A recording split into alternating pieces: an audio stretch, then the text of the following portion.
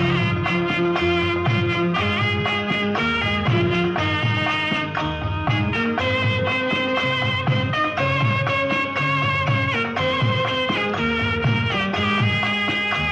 together and welcome Pradeep.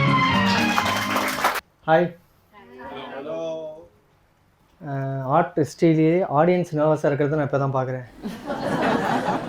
ஏன்னா artist அப்படி என்ன காமெடி பண்ண போகிறானோ எப்படி இருக்குமோன்ற ஒரு பதட்டத்தில் இல்லை. ஆக்சுவலாக நான் நல்லா காமெடி பண்ணுவேன், டீசெண்டாக காமெடி பண்ணுவேன். அதில் ஒரு சின்ன ப்ராப்ளம் என்னென்னா, நான் பாத்ரூம் சிங்கர் மாதிரி பாத்ரூம் காமெடி யாருமே இல்லைன்னா நல்லா காமெடி பண்ணுவேன். இப்போ நான் குளிச்சுட்டு இருக்கும்போது இங்கே வந்து ஐ மீன் லிட்ரலி இல்லை, பாத்ரூம் வெளியே நின்று கேட்டிங்கன்னா நல்லா சிரிப்பு சத்தமாக இருக்கும். பயங்கரமாக சிரித்து ஜாலியாக ஜோக்லாம் சொல்லி நானே சிரிச்சிட்ருப்பேன். நல்ல ஒரு எனர்ஜெட்டிக்கான ஆடியன்ஸாக வந்திருக்கீங்க, ரொம்ப சந்தோஷமாக இருக்குது உங்களாம் பார்க்குறதுக்கு. இங்கே 4 பேரையுமே தெரியாமல் வந்ததுங்க யாராவது இருக்கீங்களா?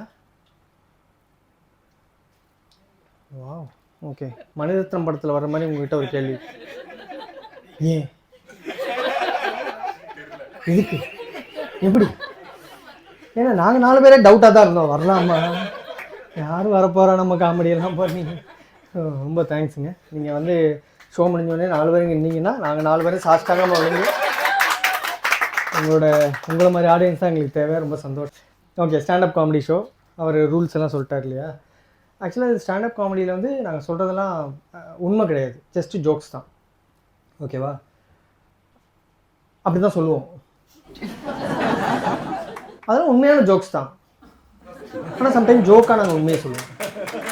இப்போ என்னடா சொல்கிறேன், புரியுது, உங்கள் மைண்ட் வாய்ஸ்லாம் புரியுது. Good to see you all guys. இப்போ ஆக்சுவலாக நான் என்னை பற்றி சொல்லணும் ஃபஸ்ட்டு. என்னை யாராவது பார்த்துருக்கீங்களா? என்ன யாராவது தெரியுமா யாருக்காவது? Wow, thank you. So basically I am an actor. அது ஒரு ஆக்டர் வந்து தன்னை ஆக்டர்னு இன்ட்ரடியூஸ் பண்ணிக்கிற சோகம் இருக்குல்ல. தாய் கிழவி எத்தனை பேர் பார்த்தீங்க? ரொம்ப கம்மியாக பார்த்தீங்க. அவ்வளோ ஓடின படம், அவ்வளோ ஹிட்டு படம், ஏன்னு ஓடிடிலேயே வந்துருச்சு. அதுக்கப்புறம் பார்க்கலன்னா என்ன மாதிரி கொழுப்புன்னு புரியல எனக்கு. ஏன்னா அந்த படத்தில் நான் நடிச்சிருக்கேன், கொழுப்புன்னு தான் சொல்லுவேன். கண்டுபிடிங்க, யார் கெஸ் பண்ணுறோன்னு பார்ப்போம். யோசிங்க. ஓடிடியில் ஓட்டி விடாம சார், நீங்கள் இங்கே வரலாம் சார், உங்கள் பஞ்சு கூட போயிருக்கேன் சார். ஆகா, ஐயோ, அப்போ இன்னும் பதட்டமாகுது. சரி, தாய் கிழவியில் இந்த மாற்றி ஒரு டாக்டர் பேசுவார், நார்த் இந்தியன், அது நான் தான். கிளாப் பண்ணணும் இங்கே. என்னோட கேரக்டர் வைஸாக நான் சொல்லப்போனால், நான் வந்து கொஞ்சம் அப்பாவி பையன், ரொம்ப அப்பாவி பையன். ஏன்னா ஸ்கூல் படிக்கும்போதே வாத்தியார் என்ன அடிக்கிறதுக்கு பக்கத்து கிளாஸ் போய் பெரம்பு வாங்கிட்டு வான்னு என்கிட்ட தான் சொல்லுவேன். அதையும் நான் பண்ணுவேன். பக்கத்து கிளாஸில் போய் மேடம் பெரம்பு கொடுக்குறேன். இல்லைப்பா, இல்லையே அடிப்பாரு, அடிக்கிறதுக்கு தான் பெரம்பு கேட்டிருக்காரு, அது இல்லைன்னு அடிப்பார். 2 கிளாஸ் தள்ளி போய் வாங்கிட்டு வருது. ஏன்டா லேட் ஆச்சு? அங்கே இல்லை சார் 2 கிளாஸ். அவ்வளோ பொறுப்பானா அப்பாவி பையன். இப்போ நேற்று கூட ஹெல்மெட் போடாமல் போய் போலீஸ்டர் மாட்டி ஒரு 500 ரூபா ஃபைன். சொன்னால் நம்ப மாட்டீங்க, நான் நடந்து தான் போனேன். ஹெல்மெட் எங்கே என்னாரு, போலீஸ் ஹெல்மெட் கேட்டால் 500 ரூபா கொடுத்துட்றோம். அவ்வளோ அப்பாவி பையன் நான் ஆக்சுவலாக. ஸோ உங்களுக்கு நீங்கள் பண்ணுற ஜாப் உங்களுக்கு பிடிச்சிருக்கா சார்? நீங்கள் பிடிச்சி பண்ணுறீங்களா? பிடிக்கும் லைட்டாக. இஎம்ஐ இருக்கா சார்? தெரியுது. ஏன்னா இஎம்ஐ இல்லைன்னா நான் பாதி பேர் வேலை பார்க்க மாட்டோம் இல்லையா? நான் அப்படி தான். நான் ஐடியில் ஒர்க் பண்ணியிருந்தேன். வழக்கம் போல் இஎம்ஐலாம் இருந்தது, அதெல்லாம் க்ளோஸ் பண்ணிவிட்டு வேலையை விட்டுட்டேன். நான் அதை விட கேடி, நான் வேலையை விட்டுட்டு என் ஒய்ஃபை வேலைக்கு போக சொல்லிட்டேன். சரி, அவள் இப்படி வேலையை விட்டுறக்கூடாதுல்ல. ஒரு கார் இஎம்ஐயில் வாங்கி அவளை உட்கார வச்சிட்டேன். அவ்வளோ பெரிய கேடிப்பேன். ஸோ அவள் இஎம்ஐ கட்டிகிட்டு இருக்கா. அப்போ வாழ்க்கை அப்புறம் நான் ஜாலியாக ஸ்டாண்டப் பண்ணிக்கிட்டு ஆக்டிங் பண்ணிக்கிட்டு ஜாலியாக சுற்றிட்டு இருக்கேன். ஸோ அப்போ இப்படி ஒரு அப்பாவி பையன். என்ன அப்போது சன் செட்ஸ் இந்த ஈஸ்ட்ன்றது கூட எனக்கு கரெக்டாக தெரியாது. ரொம்ப தெளிவாக இருக்கீங்க எல்லாம். இதெல்லாம் நான் வந்து செக் பண்ணுற ஜோக்கு. எல்லாம் முழிப்போடு இருக்காங்களான்றது கரெக்டாக சொல்கிறீங்க. இப்போ அன்றைக்கி ஒரு 8 வயசு பையன் 1.5 மணி நேரம் என்ன அட்வைஸ் பண்ணான். கரெக்டாக தான் இருந்தது அவன் சொல்கிறதெல்லாம். ப்ரோ அங்கிள் இப்படி பண்ணியிருக்கணும், நீங்கள் என்ன அங்கிள்னா எல்லாமே கரெக்டாக இருக்குது. அப்படி இருக்காங்க, ஞான குருக்களாக இருக்காங்க அவங்களாம். அவங்ககிட்ட சரி சரண்டர் ஆகிடணும். ஸோ அவ்வளோ என் ஃப்ரெண்ட் கேட்டேன், சின்ன பையன் அவனுக்கு தெரிஞ்சுவாங்க. எனக்கு தெரியாது மச்சான், நான் ஒரு ஆர்டிஸ்ட்டு, எனக்கு இந்த உலக விஷயங்கள்லாம் தெரியாது. ஆக்சுவலாக ஆர்டிஸ்ட்னாலே ஒரு மார்க்கமாக இருப்பாங்கன்னு நினைக்கிறாங்க, நம்புகிறாங்களே. இந்த மேடையில் ஏற்ற ஆக்டர்னு சொன்னல சார், அந்த மாதிரி நாங்கள் அந்த இதுக்கு பின்னாடி ஒளிஞ்சிக்கிறது. நான் ஆக்டர் ஆர்டிஸ்ட்டு எனக்கு இதெல்லாம் தெரியாதுப்பா இந்த மாதிரி. ஆக்சுவலாக இது ஒரு ஒரு பக்கம் பார்த்தா அந்த அப்பாவித்தனம் அதெல்லாம் சொல்லிக்கலாம். ஆனால் இன்னொரு பக்கம் பார்த்தா இது வந்து ஒரு மைண்ட்ஃபுல்னஸ்ன்னு சொல்லுவாங்கல்ல, ஒரு இடத்துல அவேர்னஸோடு இருக்கணுன்றது.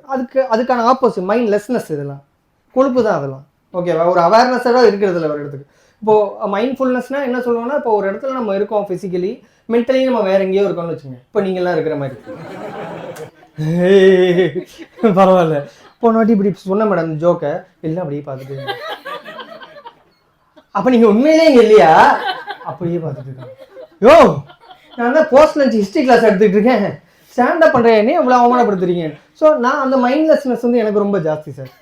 இப்போ நீங்கள் எத்தனை பேர் வந்து இதில் இந்த இங்கே வந்து தேஜஸ் இந்த வந்தே பாரத்லாம் போயிருக்கீங்க? டவுன் சவுத்துக்கு அந்த ட்ரெயினில் போயிருப்பீங்க இல்லையா? ஏன்னா இப்போ அந்த ட்ரெயின் தான் விற்கிறாங்க டிக்கெட்டு. மற்ற எந்த ட்ரெயினை பார்த்தாலும் ரெக்ரெட் தான் வருது.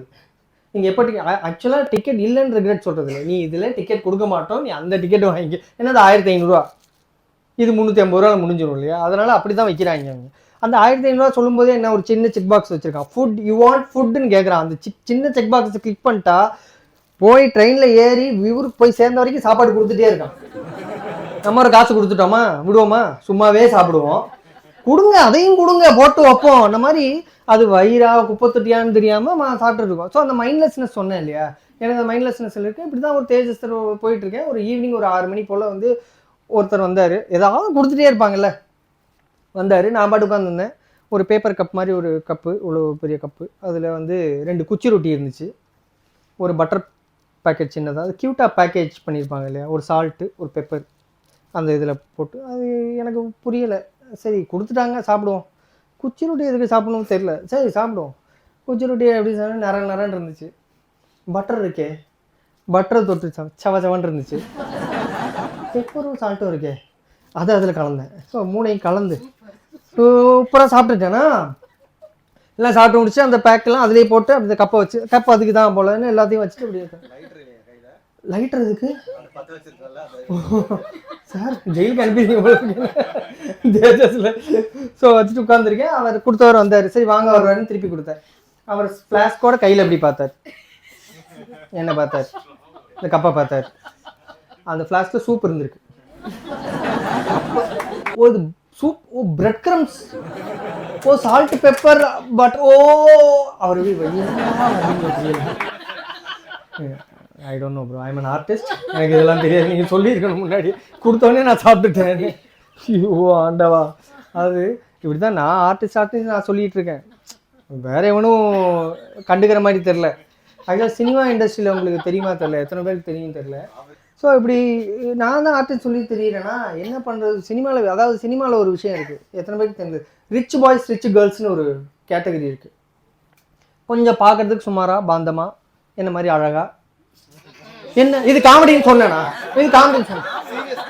ஓமா எல்லாத்துக்கும் காமெடி இருக்காதுங்க, இதில் சீரியஸான ஒரு விஷயம் அப்படி இருக்கான்னு வச்சுங்களேன். அவங்க ரிச் பாய்ஸ் அந்த நீங்கள் படத்தில் பார்த்தீங்கன்னா ஹீரோ ஹீரோயின் பின்னாடி வர்றது, அந்த பெரிய ஹோட்டலில் ஏதாவது ஃபங்க்ஷன் நடக்குதுன்னா ரிசப்ஷனிஸ்டாக இருக்கிறது, ரிப்போர்ட்டராக இருக்கிறது, இப்படிப்பட்ட ரோல்லாம் கொடுப்பாங்க. ஐஏஎஸ், கலெக்டர், கவர்மெண்ட் ஆஃபீஸர், இந்த மாதிரி ரோல்ஸ் தான் கொடுப்பாங்க.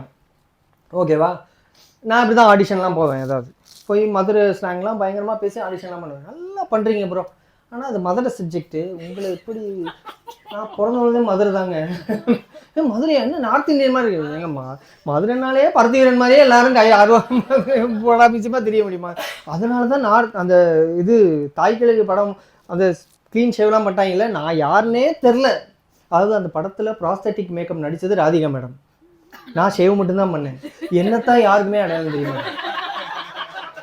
அது ராதிகா மேடம் தான் பண்ணாங்க, எல்லாத்துக்கும் தெரிஞ்சுது. அநியாயம். இப்போ படம் சரி நல்ல வாய்ப்பு வந்துட்டு அடுத்து கிடச்சிரும்னா நான் போய் சொன்னால் ப்ரூவ் பண்ண வேண்டியிருக்கு. நீ எப்படி மீசையெல்லாம் வளர்த்து முறுக்கி அடுத்த படத்துக்கு சேவன் அடுத்த படம் வருதுடா, நான் மதுரைக்காரனா போய் நிற்பேன். North Indian doctor போன்ட்டாங்க.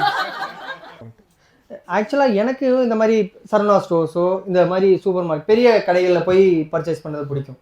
அதுக்கு இது டிஃப்ரெண்ட் ரீசன். ஏன்னா இந்த மாதிரி சின்ன கடைகளில் போனால், சின்ன சூப்பர் மார்க்கெட்டோ சின்ன ஒரு துணி கடைக்கே போனால், அங்கே வர்றவங்களாம் என்ன நினைக்கிறாங்க, என்ன பார்த்தோன்னே நான் அந்த கடையில் வேலை பார்க்குறவன் தான் நினைக்கிறாங்க. அது ஏன்னே எனக்கு புரியலை. நான் இன்னைக்கு தாங்க பாயிண்டே புரிஞ்சிருக்கேன். எனக்கு அவ்வளோ ஹிந்திக்காரனாவா இருக்கேனா?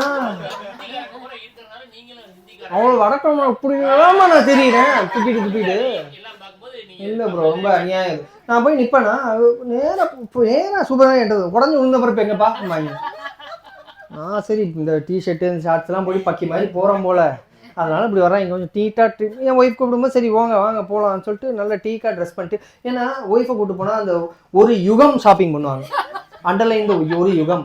அந்த ஒரு யுகம் என்ன பண்ணுறது நம்ம, சரி போவான்னு சொல்லிட்டு டீக்காக ட்ரெஸ் பண்ணிட்டு போனால் அஜினமோட்டோ எப்போ வரும்னு கேட்டான். எப்படி தப்பாக என்கிட்டயே கரெக்டாக வர்றாங்க எனக்கு புரியவே இல்லை. அப்புறம் தான் நான் ரிசர்ச் பண்ண ஆரம்பித்தேன், ஏன் கரெக்டாக எப்படி எங்களுக்கு தெரியுது. அப்புறம் தான் அந்த இந்த ஒரு யுகம் இவங்க ஷாப்பிங் பண்ணும்போது நம்ம புரியல, தலையில் கொண்டே மறைக்கணுமா, கரெக்டு. அது சொல்கிறேன் என்ன கொண்டேன்னு சொல்கிறேன். அது வந்து ஒரு இடத்துல வந்து இப்படி மொபைலை பார்க்குறோன்னா அவங்க ஷாப்பிங் பண்ணிடுமா, மொபைல் பார்த்துட்டு இருக்க போகிறோம். இப்படி பார்க்க ஒரு கட்டத்துக்கு மேலே அவங்க பண்ண ஒரு இடம் எங்கே இருக்குது, சாய்வான ஒரு இடம் எங்கே இருக்குது, அப்படியே உட்காந்து அப்படியே ஒரு கம்ஃபர்ட் ஜோனுக்கு போயிடுறதா. அப்போ வெளியிருந்து வர்றவங்க என்ன நினைப்பாங்க, இவன் இன்னைக்கு இங்கே வந்தவன் இல்லை, இங்கேயே வாழ்கிறான் இன்னும் புரிஞ்சிருது அவங்களுக்கு. எனக்கு அது புரிஞ்சிருச்சு. ஸோ வடக்கன் ப்ளஸ் ஒரு பாயிண்ட் இன்னைக்கு சார் ஆட் பண்ணியிருக்காரு, 2 பாயிண்ட்டு என்ன அப்படி நினச்சேன். சரி இன்னும் என்ன சார், அதான் வடக்கன்ட்டிங்களே, சரி விடுங்க, அந்த நிறத்தை வச்சு நான் படுற அவசியம். அதாவது தமிழ் சினிமாவில் கலராக ஹீரோயின் தான் இருக்கணும். இந்த எம்ஜிஆர் கலரில் தகன்னு மின்னி யூஸே இல்லை. 60களில் பிறக்க வேண்டியவன் 2024 பிறகு நான் படுற அவஸ்தை எனக்கு. ஸோ இப்படி போயிட்டு இருக்கா. சரி புரிஞ்சுக்கிட்டேன், சரி இதனால தான் நம்மளை வந்து இப்படி பண்ணுறாங்க போல். சரி இதை ஏற்றுக்கிட்டேன், என்ன பண்ணுறது. சரி இப்படி தான் ஒரு துணி கடைக்கு போய் ஷாப்பிங் பண்ணிக்கிறேன். நான் பாட்டு உட்காந்து அதே மாதிரி சாய்ஞ்சி மொபைல் பார்த்துட்ருக்கேன். ஒரு வயசான சார் மாதிரி ஒருத்தர் வந்தார், தம்பி ஏதாவது புது கலெக்ஷன்ஸ் வந்திருக்கா. நான் வழக்கம் போல் தானே அது அவர் கேளுங்க சார்னு.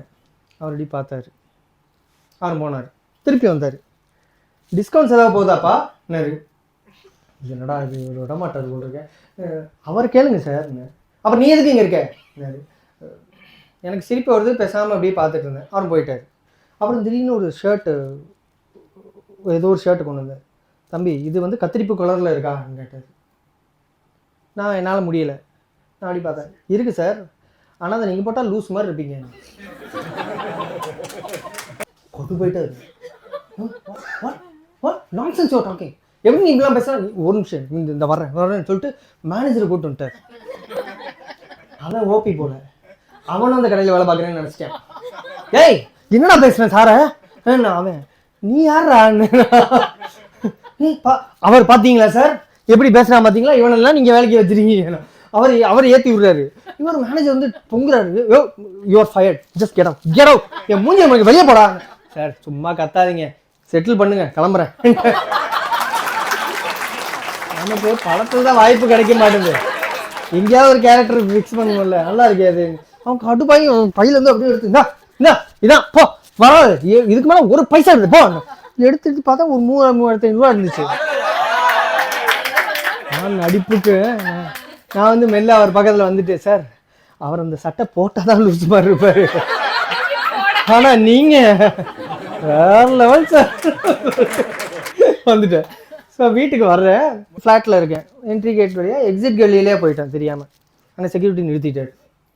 என்ன எங்கே சார், நான் வீட்டுக்கு போகிறேன், நீங்கள் இங்கே இருக்கீங்கன்னாரு. நான் இங்கே தாங்க இருக்கேன், நான் உங்களை பார்த்ததே இல்லையே. நானும் தான் உங்களை இல்லை, நான் இன்றைக்கி தான் சார் வேலைக்கு சேர்ந்தேன். ஓ என்னையா இல்லை அந்த மெயின் கேட்லேருந்து கேமரா உங்களை பார்த்துட்டு கேட்க சொன்னாங்க சார், நீங்கள் எந்த பிளாக்கே என்னன்னு நோட் பண்ணிக்கிட்டாங்க.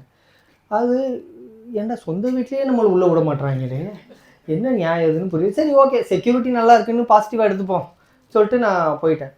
அப்புறம் என் பொண்ணை வந்து ஸ்கூலில் கூட்டிகிட்டு வர சொல்லி என் ஒய்ஃப் சொன்னான். ஸ்கூல் போனால் அங்கேயும் உள்ளே விட மாட்டோம். நீங்கள் என்ன ஃபாதருங்க.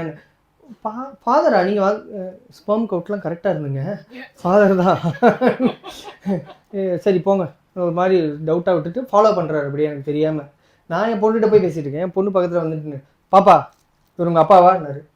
தெரியல எங்கள் அம்மா அப்படி தான் சொன்னாங்கன்னு. அது நமக்கு பிறந்தது பார்த்தீங்களா எப்படி இருக்கீங்க. அது இந்த கதையிலேருந்து நான் என்ன சொல்ல வரேன்னா, ஹோல் சமுதாயமே என்னை பக்கத்து வீட்டுக்காரனா லோஃபரா, லேபரா, பொறுக்கியா, முல்லை மாதிரியா, முன்சொலிக்கியா பார்க்கணும். எனக்கு வாய்ப்பு கொடுக்குற சிங்கமாகட்டும் என்ன நார்த் இந்தியன் டாக்டர் வேற லெவல் ரிச் பாய் இவ்வளோ பெரிய சோகம் இதில் அடங்கியிருக்கு. இந்த கதையை சொல்கிறதுக்கு தான் இன்னும் நிறைய கதைகள் நம்ம நண்பர்கள்ட்டையும் இருக்குது. Thanks for being lovely audience. ரொம்ப சந்தோஷமாக இருந்தது. And thank you. Hope you guys have enjoy. Sir special thanks sir. 5ஆவதாக நீங்கள் வந்து ஒன்று பண்ணுங்க. ஒரு பலத்த கைத்தல் கொடுத்தலமா. ஒளிமயமான எதிர்காலம் என் உள்ளத்தில் தெரிகிறது.